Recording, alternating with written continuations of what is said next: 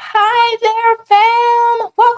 Welcome back to You Plant, We Water. As you know, I am your girl, Dr. Toya Flowers, licensed professional counselor with a specialization in couples and family counseling, as well as a professor of clinical mental health counseling. And here in this corner of the world, we focus on combining your faith, mental health, and relationship satisfaction to help you have that healthy, thriving relationship that God has for you and that you deserve. And having said that, I would like to welcome my distinguished co host. Hi, I'm Trisha Flowers. I am a minister and a lifestyle coach. And again, we are so happy that you guys have allowed us into your homes or wherever you're watching us at. That part. So as you know, we have been engaging in our Faith Over Fear 90-day challenge. And this week would begin the week 2 since we've launched the challenge. Those of you who are interested, basically the Faith Over Fear challenge is just kind of like a lifestyle choice where we are going to be activating our faith and coming against and binding fear and worry and anxiety so that we can live our God-given purpose. You can find out more about the challenge on our Facebook page, You Plant, We Water. And please do watch our previous 2 episodes to get a really good sense of what we're doing. But this is the second week. And so for week 2, our focus is on journaling. So want to encourage you to go ahead and write down your fears and worries. All right, go ahead, get it out on a sheet of paper. Then rewrite them from a faith perspective. So, for example, I'm worried about XYZ situation, but I trust that everything will work out for my good. All right.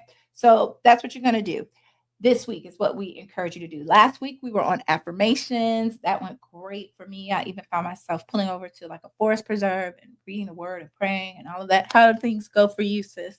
I did a little bit. I need to do better. I'm gonna do better with the journaling part of it. Yeah. And the thing is, you don't have to do it every day, right? Like if you do it one time this week, or maybe you don't get to it. This is the thing, counselors are big with this. We say you do the best you can do each day, given what you had at that moment on that day, right? So maybe you don't end up journaling until week 4. It's okay. These are tools to help you. And ultimately, you're doing the challenge if when you feel that fear coming on, you activate your faith. That's the only real thing you have to do during the 90 days. So I'm lying. I actually did. I did. Or I just want to be honest for a moment. So although I wasn't saying it, what I did was I acknowledged what I was feeling on my Facebook page. So for me, my personal Facebook page is like a little caveat of whatever's going on in my world. So I did do it. Love it. So please visit our Facebook page, You Plant We Water. We'd love to hear how things are going for you, what you're doing. You can join this challenge at any time. Whenever you see this, feel free to join. And we do have a community group dedicated to this Faith Over Fear 90-day challenge. So we look forward to seeing you there and how it's going, for each of us. All right. So this week, we are not going to spend an entire session talking about faith or fear, because like I said, this is something that should be happening in all of our lives in the background, right? But and I have to credit Trisha with this idea because it's a great one. We are going to be talking about the realities of being in relationships versus kind of like the idea, that fairy tale fantasy that you think being in relationships are going to be. And as you know, we love to talk about things from multiple perspectives, which include the petty, the professional, and the prophetic. So I'm sure you'll get a little bit of all of that today. All right. So, relationships, right? I'm just at reality versus the fantasy. And I'm just going to jump in and you can take us where you want to go with it. But I know one thing I heard early on in my young years when I was preparing to get married is people kept saying, don't spend more time focusing on the wedding than the marriage. Because as little girls, we grow up watching the Disney Channel and the princess and she's saved and all these things, and he swoops up. And so people put a lot of time, money, and effort into this elaborate wedding, right?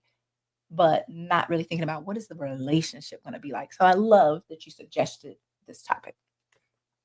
So with that being said, I too, I'm her sister, as you guys know. We do fixate on a lot of things that are, magical and whimsical. And as women, typically, we see a lot of Disney movies, not just Disney, but all of the movies that are the princess, and it's going to wake up and then you're going to find this person and it's going to be easy. And then you guys are going to just go off and you're going to have one problem and then everything is going to be awesome. Right. But I found in my life personally, that was not the case. So I have had to do a couple of restructuring. Good evening. And so those things have helped me to be comfortable realizing that relationships are different, right? It's not, and I'm being very careful and mindful of the words that I use because some people say it's a challenge. It can be. But they're different. It's going to be different for each person. So what I've learned in my personal life is it's never what I thought, right? So I had a goal for myself and I was going to be married and I was going to have 2.3 kids. And the 0.3 was going to possibly either be a dog or a cat or something. It was going to be something like that, maybe adoption. And that was not the course of my life. So what ended up happening for me personally was the things that I thought, how I projected my life to plan out. It wasn't that. And I'm so happy that it wasn't, because I have to be honest, I have a really good life. Like even it is, let me start. You guys know a little bit of my story. It's not perfect by any stretch of the imagination, but it's good. Like I'm very comfortable in being who I am right now today. And if you had told me that 5 years ago, I'd be like, no, it's not going to work out. Things are going to be just, I got to do it. I got to fix it. And what I will tell you is, in your attempt to fix things, sometimes we create more issues for ourselves. So just relax. That's my input for that little segment. Yeah, so true, right? Absolutely. And it reminds me, what you were saying reminds me that his ways are not our ways, right? And so what we imagine is going to be amazing for our life, God sees a bigger picture. And so his plan is ultimately the best plan. So love that. Let's just talk about some of the pieces that we've heard of that we think about are the fantasy of a relationship versus the reality of a relationship. I love what you were talking about. Let's see. Pastor Lloyd Kohler says we can plan, but God directs. Yes, yes, and yes. And redirects. That part. He does it all. Like you could have this perfect plan, even for a wedding, a real wedding. You could have it planned to the T, right? But the day of the actual wedding, things start happening that you never thought were going to happen. And you still have to be in that moment and remember what the reason was behind it. Absolutely. There's always something that goes wrong with weddings. Okay.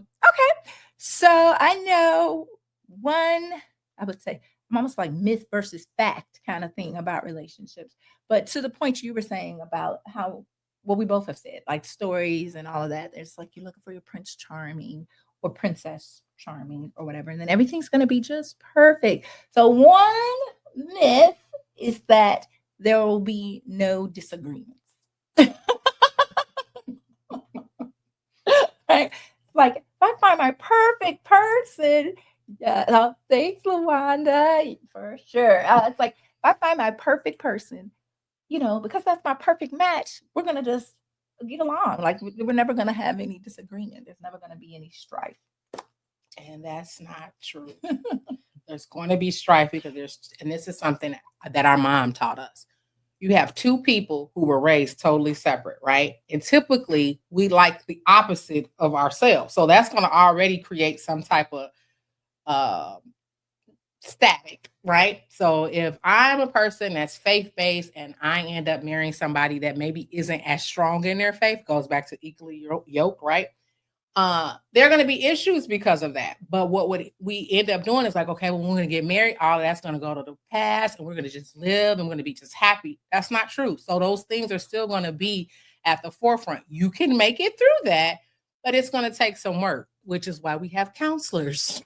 That part. And just, following up on what you said, Mom also used to tell us that if you have two people and they always agree on everything, one of them isn't necessary. Right. So that's just a way to reframe your thoughts and not see it as a bad thing. But having said that, honestly, the more you care for someone, the more passionate you are about that relationship, that kind of increases the likelihood that there will be something that you disagree about. Now, it doesn't mean that you have to fight or have really knock them out, drag them out kinds of conflict. But when we truly care, we're invested. And when you're invested, that's when you tend to have some forms of different agreements, right? Yes, Lawanda is on fire. There will be plenty. It takes consistent effort and the desire to actually care and do better. And that's the piece. You're definitely going to have conflict, but if that passion to do better and you care, you got this. All right, you got a myth or fact, or what are we saying? Reality versus fantasy? Reality is everybody's not going to like your mate, right? Mm-hmm. So if you like your mate and it's good for you, one of the things, I don't remember if it was you who told me this or not, but you don't have to tell everything. So every time you guys are in an argument or, a disagreement, you don't always have to tell, especially if you have a person like me who won't forget what you said. You have to make sure that you're not just venting at the moment. And it's not something that's, like, for instance, I'll use a real life example for myself. I'm upset because this person's not understanding that I don't really want to go to the store. I don't like the store. I'd rather shop online. And I'm telling my sister this, and I'm making the person seem like an evil witch at the time because that's how I'm feeling at the time, right? So I'm like, oh my God, this person is really just doing too much and they just are trying to force me. And that's really not it. It's just at that moment, that's what I feel. But the person your family may not be able to refrain. And that now they think this person's a witch. And you don't even think that. You were just frustrated in the moment. Yes. And that is something in counseling we do share as a tip, that it is better to keep your relationship issues within your relationship. You want to limit the people you go to for those reasons. And also because, you might get skewed advice anyway, because those people are for you in some ways. And to your point about not everyone's going to like your spouse, this is beyond family and friends.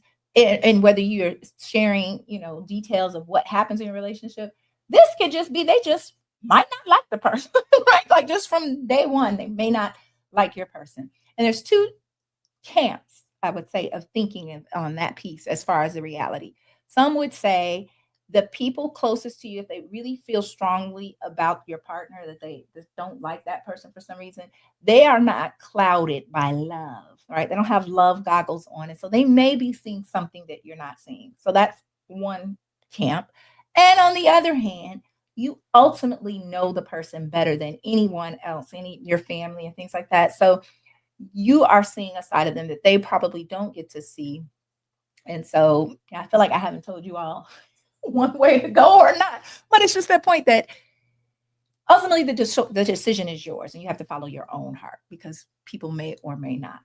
And it's okay. That's the thing. It's okay. You may not always like the person that you're with, and that's okay too. So it's just you have to remember for yourself. And this is the thing that I would say is when you're saying your gripes, also make sure you're saying the positives about the person too. Do not be one-sided and always, and we have a tendency of doing that, always going to your family and telling them the negative things, but not telling them the good, because it does make it hard for them. They're like, well, this person obviously isn't any good because you forgot to share the good stuff.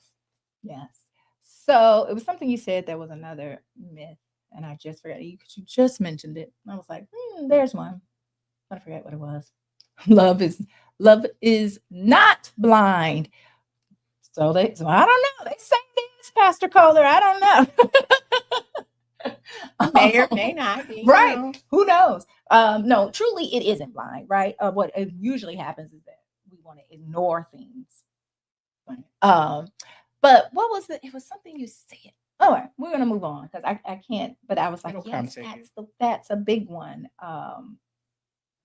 Anyway, I can't remember. But we've already talked about you're not going to agree all the time. We've talked about maybe, those around you may or may not feel as strongly about your person as you do. Another, I think, that's what you said. You may not always like your person. You will love them. But I think one myth is that, it's always going to be, you'll always be like, oh, they're so wonderful. Da, da, da. But the longer you're in a relationship, there are things that seem so small that can really work your nerves, right? Like, I don't like the way they eat their soup. Like, I'm just looking at them like, ooh. This is just a made up example.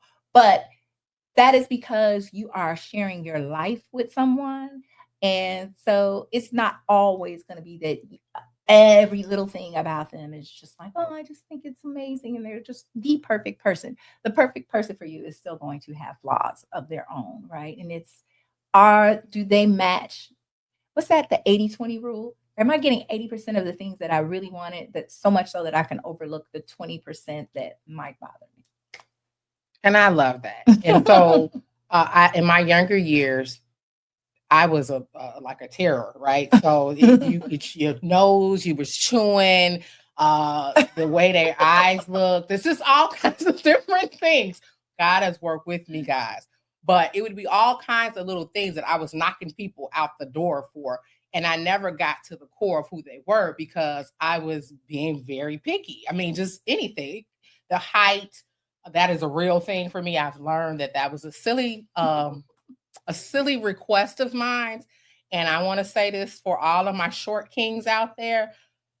They can be amazing. But I did have a height thing because I wanted to be the little lady. And I'm tall. I'm 5'9". So it was really hard to be the little lady if, you have to be at least 6 feet. I mean, for me to be a little lady. So with that being said, that was something that was unreal. I had an unreal expectation about people and things. And so in my relationships, I had to be, my sister would usually talk me off the ledge of crazy, which I tend to like sometimes. And she would say, what did the person do? And it would be something really like just peculiar for me. Like, you know what? That person, when they were laughing, I don't think I'm gonna be able to look at them like that anymore. And so you have to be honest with yourself and work on that too. So sometimes you can have the unreal expectations. Yeah. And that is a big one, just about the expectations. You might be missing out on your person because you have unrealistic expectations. And they can be anything. I know, since we call it out, right? I know there's a thing with the ladies, 3-6, right? 6-pack, 6 figures, 6 feet. I don't know. Especially, what are we bringing to the table? That kind of thing. Especially if you didn't have a 6-pack, right? So say in a nice way. You know me, I'm gonna keep it 100, right? So if you don't have a 6-pack, then you probably that shouldn't be on your list of things, right? Or if you don't have 6 figures, right? Maybe. Yeah, I mean, maybe inches of real hair. I don't Well, know, you know what? whatever it No, is. one of the things that men say all the time, okay, is I want a natural woman. Yes.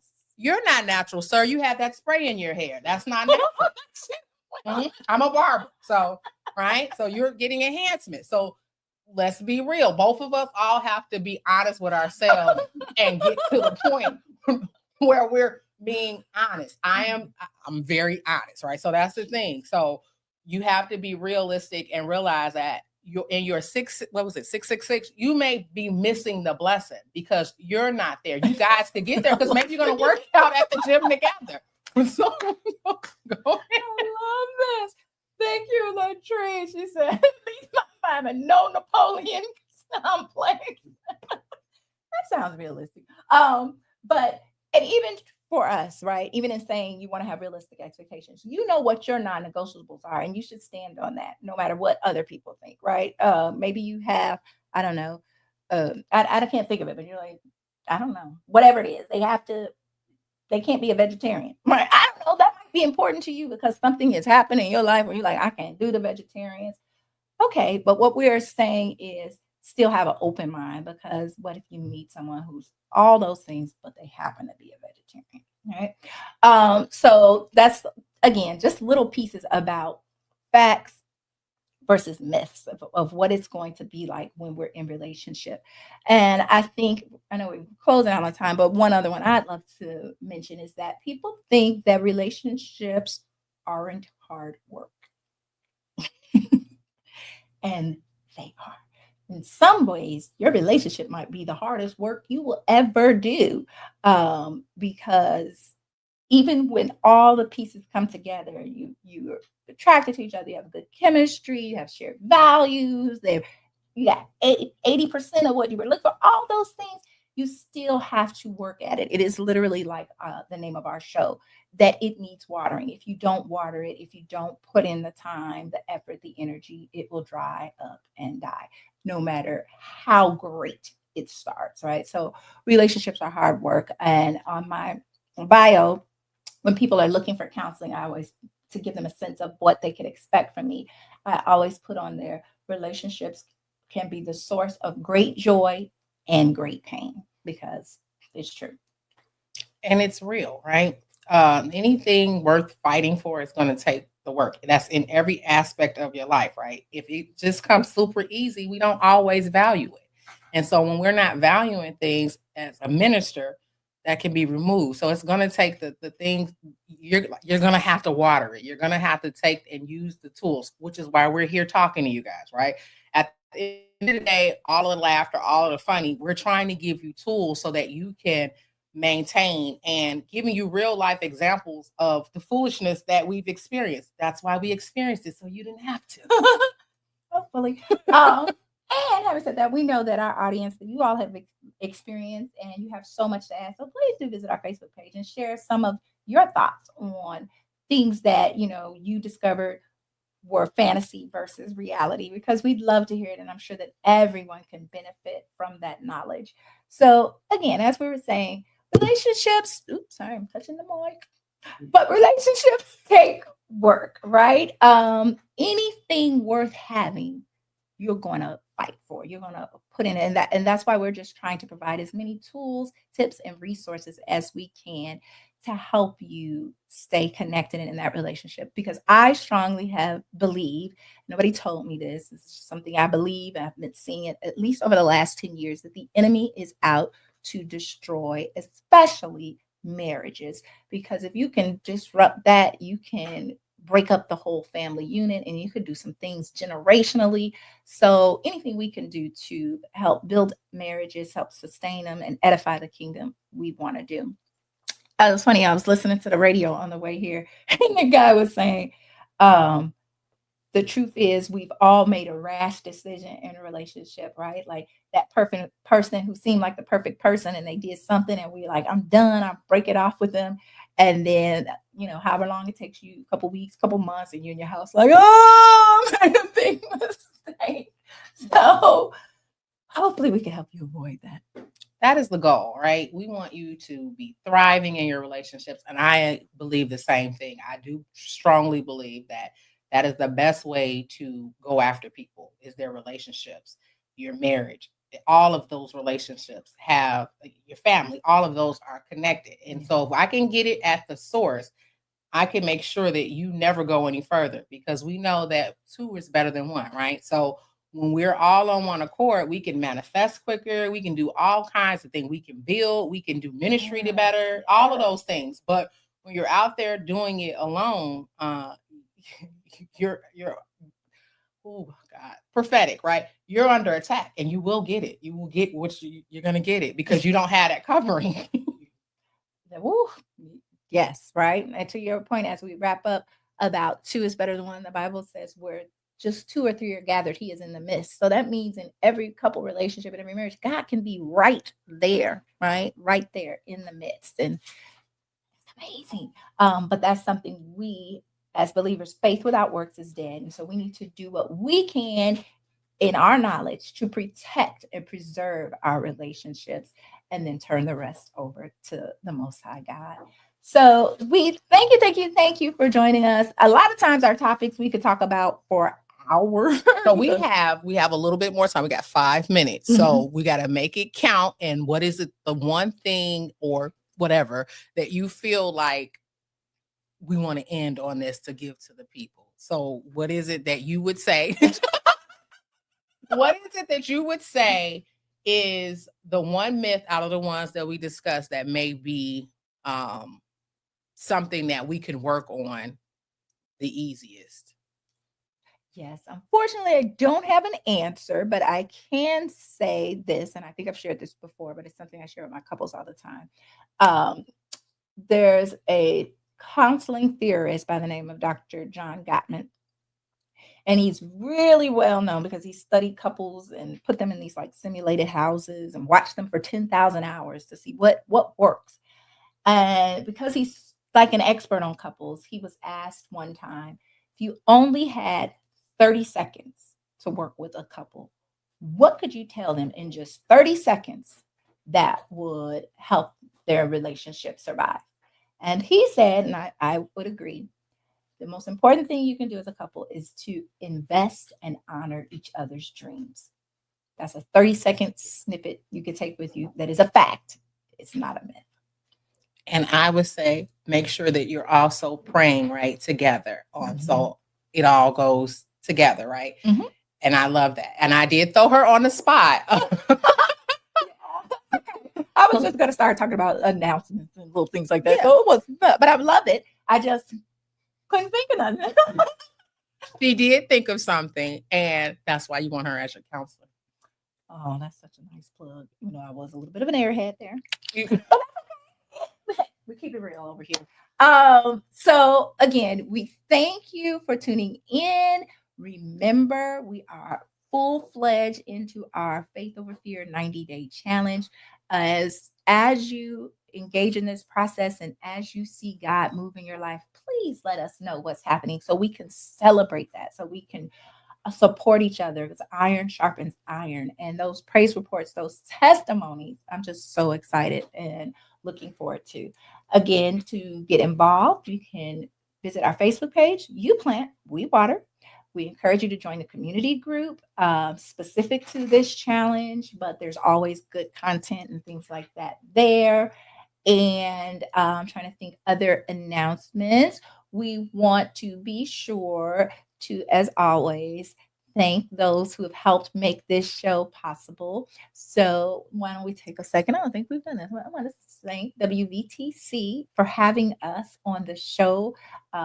They are a wonderful network, a studio, and just a great family support. And so we thank them very much for this time and this platform. And we'd also like to thank our executive producer, Bishop Lloyd Kohler, pastor of Mission Covenant Church in Blue Island. Charlie says, communicate with each other more and honestly. That is a great final takeaway, right? That part. Thank you. So as always, you all, we're here and we'd like to say we're gonna we're